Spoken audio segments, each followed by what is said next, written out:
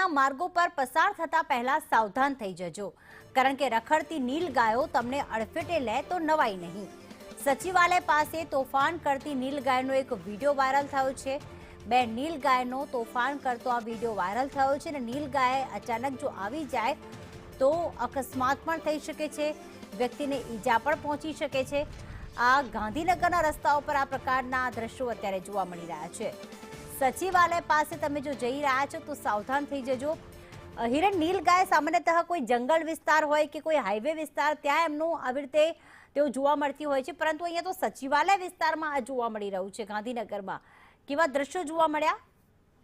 ગાંધીનગર અને એની આસપાસના વિસ્તારમાં મોટા પ્રમાણમાં નીલગાયો છે રખડતી જોવા મળતી હોય છે.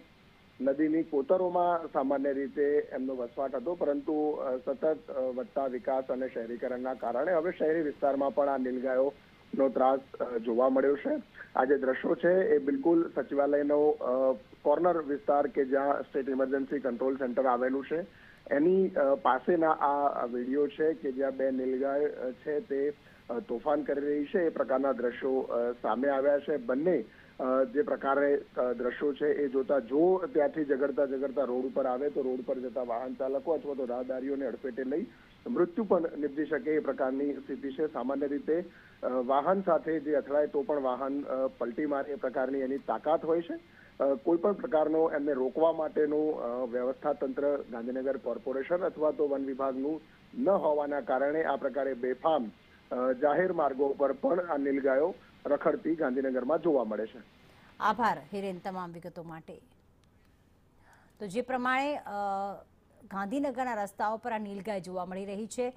ગાંધીનગરની આસપાસ જે ગ્રામ્ય વિસ્તાર કે નદી કિનારાનો વિસ્તાર હોય છે ત્યાં સામાન્યતઃ જોવા મળતી હોય છે, પરંતુ અહીંયા રખડતી નીલગાય એ કોઈને પણ નુકસાન પહોંચાડી શકે છે.